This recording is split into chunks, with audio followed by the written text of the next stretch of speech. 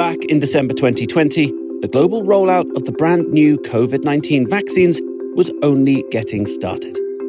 Just over 7 million people worldwide had been given one dose, and that was rising by around 600,000 people every day. But Israel had planned a massive 24-hour-a-day, 7-day-a-week immunization program. Over a quarter of those 600,000 a day were getting jabbed in Israel. Then Prime Minister Benjamin Netanyahu promised the country that if they turned out at the vaccine centres, then Israel would be the first country to see an end to the pandemic. Lockdowns and social distancing, he said, would be a thing of the past. No longer would hospitals be overwhelmed, and people would no longer be dying of COVID-19 by the dozen. But fast forward a year, and that's not quite what's happened. While the country opened up and life started to return to normal, Israel, like much of the world, has been hit hard by the Omicron variant. This is Beyond the Headlines. I'm James Haines Young, and today we're taking a look at the COVID situation in Israel, once the global leader for vaccinations and now suffering a rise in hospitalisations and a barrage of new cases, more than 6 times their previous daily peak. But first, if you want to get the latest Beyond the Headlines every week, as soon as they come out, just hit the subscribe button in your podcasting app. During the first wave of the pandemic in 2020, Israel registered a record of around 10,000 COVID cases a day. During the second wave in September 2021, it set a new record of over 13,000 COVID cases. And then came Omicron. And on January 12, 2022, Israel recorded 80,523 new COVID cases. That's more than 6 times larger than the previous record. Israel led the world in vaccinations in early 2021 and was held up as the test case. If enough people get the jab, that will end the pandemic. The Omicron outbreak appears to throw that very fundamental principle into doubt and raises worrying questions. Are the vaccines effective? Are they enough to keep us safe? And can they stop the pandemic? While the situation in Israel is begging those questions, experts there also say they have some of the answers. First though, what is Omicron and how did this latest outbreak happen? Well, Omicron is the mutated form of the COVID-19 virus that first emerged in China in late 2019. Coronaviruses, like other viruses, are very likely to mutate. The virus adapts and changes as we develop vaccines and measures to prevent the spread. While the fear is that these mutations can make viruses more deadly, experts say that it's more common, that it makes it more spreadable at the expense of severity. Omicron, which first appeared in South Africa in late 2021, may be so infectious that all it takes to catch it is a passing breath. But at the same time, data from numerous countries now shows that while cases have skyrocketed, hospitalisation rates have not. Now, does this mean that Omicron is a good thing? Well, that's not so straightforward. Early data from around the world would appear to show it's less deadly than previous strains, and that the protection offered by vaccines also stops severe illness in those breakthrough cases that would otherwise require hospital treatment and may lead to deaths. But with such huge numbers of cases being recorded, even if a small percentage of those people need treatment, that would, in real terms, be too much for many health services to handle at one time. And remember that this is early data, which could change. So what exactly is the situation in Israel then? Firstly, it's important to know that Israel has a relatively small population, only around 9.4 million people. It's a well-off country with an advanced health sector. It was an early and very rapid vaccinator against COVID-19, but it's since been overtaken by other countries. By February 27, 2021, Israel had given one vaccine dose to 50% of its population, almost a year later, and that number is only up to 75% receiving the first dose. Similarly, 50% of the population had received the second vaccine dose by March 23rd. But as of January 2022, only 65% of the population of Israel has received 2 doses of a vaccine. And now it seems that every day brings record new COVID cases. Hospitalisations rose 151% in just a month, from 97 on December 10th, 2021 to 247 on January the 11th. And yet, a raft of restrictions brought in during December to curb the spread are starting to be rolled back. Israel stopped flights to high-risk countries. It stopped in-person teaching in schools, enforced mask wearing indoors and on public transport, and ordered people to show vaccine passes to enter public places and businesses. So what's going on? Professor Nadav Davidovich is the head of the School of Public Health at Ben-Gurion University in Negev. He's also involved in drafting advice for the Israeli government, including the response to this outbreak.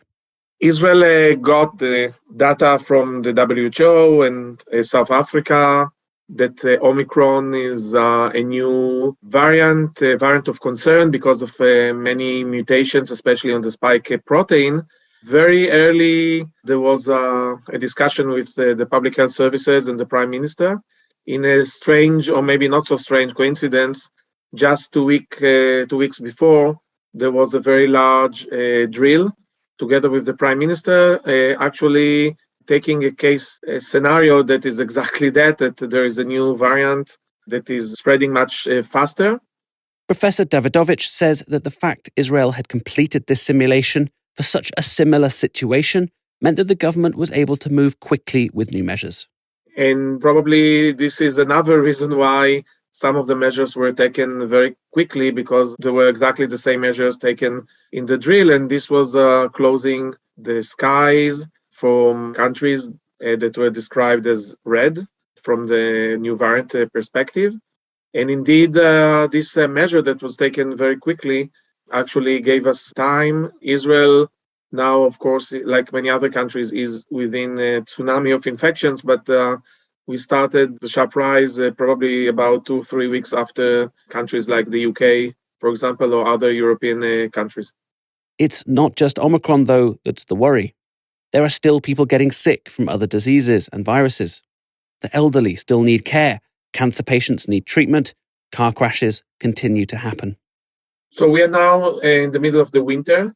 We have already an overwhelmed system every year. Unfortunately, in the last 10 or even 20 years, the public healthcare system that is very strong in Israel actually didn't get enough budget and attention. So every year we are suffering from overcrowded, especially internal medicine units. And now, on top of that, if you're adding Omicron, and of course, we were just getting out from the wave of the Delta variant, there's still Delta variant patients in the hospital, although now they're turning to be minority. But all of that together puts lots of pressure. We spoke to Dr. Ami Neuberger, who runs the COVID-19 ward at the Rambam Hospital in Haifa. He's been on the wards throughout this pandemic. Up until last week have not been very busy COVID-19-wise, but we do remember the previous waves. So we were expecting an increase, and it's really coming now. And in the morning, what I mainly do quickly is try to find patients who can be quickly discharged home. There is often a lag time between a major rise in cases and people coming to hospital. With over 80,000 people testing positive on a single day in January alone, Dr. Neuberger says things are starting to get worse. The Omicron virus is less virulent than the Delta virus, which is, a well-known fact. But the numbers are increasing, so eventually we get enough patients to fill up the wards. We don't see so many severe cases as we used to, which is very encouraging. We do see more people with other medical issues who contract COVID-19 while being sick with something else. So we kind of now having these patients with two problems, not just COVID-19. The list is endless. It's not just influenza. We have, for example, an old lady who broke her hip. She needs a surgery for the hip, but she also has COVID-19. COVID-19 wise, that's not very serious, but joining these two together, that's quite a lot for an old lady. They are seeing more children being admitted to hospital than they have in the last 2 years. But the Omicron COVID-19 variant continues to hit the elderly the hardest. This new variant, like everything about COVID-19, has been a surprise. When I heard about the Omicron variant a few months ago, when I heard the number of mutations in the S protein, I said, oh no, that's what we feared. When we realized later, the South Africans actually told us, listen, that's much more infective but less virulent, then there was a sigh of relief everywhere. But even with that relief, the variant is causing a strain on the system, according to Professor Davidovich. But still, this corona situation on the population level creates lots of pressure on the system. Many healthcare workers are already stressed, even under trauma during the last 2 years. We have now about 3,000 healthcare workers now in isolation, and there are discussions maybe to reduce the days of isolation. So then, why are the measures being removed? Well, Professor Davidovich says that when you have tens of thousands of cases a day, you need to look at things practically. Measures like restricting flights can go. They're more about slowing the arrival of the new variant. Then there's things like the government-mandated 7 days of isolation for those exposed to COVID, regardless of a vaccine status. With 80,000 cases on a single day, that means tens of thousands more could be isolating after coming in contact with those positive people. That would quickly leave gaps in the health services, police, schools, and businesses. Professor Davidovich says that this could hit the economy hard, causing more pain for people already struggling after 2 years of the pandemic. For me, public health is not just about counting cases of COVID, it's also about the social and economic aspects. I think the current government puts the economy in a very high priority. I think maybe a bit too much in terms that the first priority for me should be public health, again, in a proportionate way. So I'm not supporting now closures or lockdowns or something like that. But if people now are in isolation, or we see already that there is a reduction in activity in the business sector, the government should intervene. Israel has also rolled out a third dose of the vaccine in a booster campaign, and it's even trialled a fourth dose. But uptake here is much slower. So are the vaccines even helping? Have the billions spent on developing and deploying these drugs been worth it? Well, Dr. Neuberger is clear. Despite the rising cases, even among those who have been jabbed, the vaccines are making a huge difference. Like Dr. Neuberger, Professor Davidovich also points out the clear medical case for the vaccines. Despite the number of people catching COVID right now, very few of them are getting very sick. And that has a lot to do with jabs. There is a clear difference right now in Israel. We see that all patients that are on ECMO are non-vaccinated. We see that severe cases on ventilators, 83% of them are not vaccinated. So vaccinations are not perfect, but the risk of not being vaccinated is tremendous. And right now, the vaccine, according to the data, is very, very safe. There are some side effects, of course, but I think that this new technology being used in Israel and other countries of messenger RNA, I think it's extremely promising and really made a change. So, what is stopping the rest of the population of Israel from getting vaccinated? Well, Dr. Neuberger says there's a lot of vaccine hesitancy. Yeah, vaccine hesitancy is a worldwide problem, a very interesting problem with very deep roots of mistrust in institutions. It's not an Israeli problem, it's everywhere. Most cases, nearly all cases of severe COVID-19 disease are among patients who have not been vaccinated at all. So that's a clear line there. But the new thing about the Omicron variant is that people who have been vaccinated are still infected. They don't develop a severe disease, but they still contract the virus. So that's a change. The issue of vaccine hesitancy and its impact on public health has been something that Professor Davidovich has spent more than 2 decades thinking about. Whilst it's been a major issue over the last 2 years, he says that there's a lot more that can be done. The time that we started a campaign for vaccination. I think in this we could do better. Israel has very high rates of vaccination, especially among those who are over 50, including the third dose. With children, unfortunately, the campaign was less successful. Another aspect is that there is a socioeconomic gradient.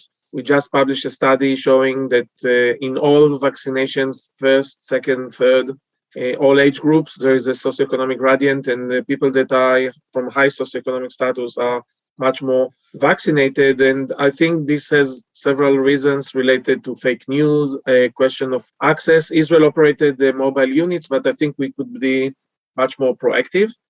But there's not just one cause of the hesitancy. Some of it is socioeconomic, some of it's about access or messaging, some of it's political. It's not a monolithic group. Some people, and this is a very tiny minority in Israel, probably about 2-3%, hardcore anti-vaxxers. Some of them believe in different conspiracy theories.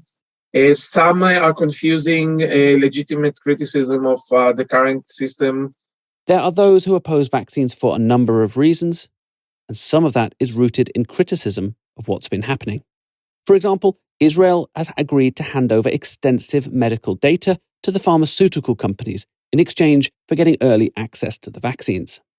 Shin Bet, the country's domestic spying agency, was ordered to use telecoms data to track movement of positive cases and assess the level of compliance with COVID rules. Both of these drew huge criticism from rights groups and from campaigners, and also from the general public. Professor Davidovich has another example. The pharmaceutical industry is actually making lots of profits. I think that during emergency, we need to change the paradigm. The whole issue of intellectual property and patents during a pandemic, I think that's something that if there was a political will, it could be very different. But what can the Israeli government do to reach out to the 35% of the population who have still not taken up the vaccine, even when there is a clear risk to not getting jabbed at all? We need to work with the local communities. We need to work more with the Arab community that is also not monolithic. In the Negev, in the south of Israel, when I'm the director of the School of Public Health, we are working with the Israeli Arab Physician Association. We are working with religious leaders. We cannot just give a message, okay, go vaccinate, it's important. We need to be very specific and target the worries of different specific groups. We had some successes, but it's very specific and need to be taken care all the time. And we suggested several years ago to have a law about improving vaccination rates, not by compulsion, but by investing money in the infrastructure of data and manpower to deal with vaccine hesitancy, including in social media. That's something that needs to have a plan. I'm very afraid that the current vaccine controversy will influence not just COVID vaccinations, but also other vaccines that are on the regular schedule, especially for children in the future. That's something that we really need to take care.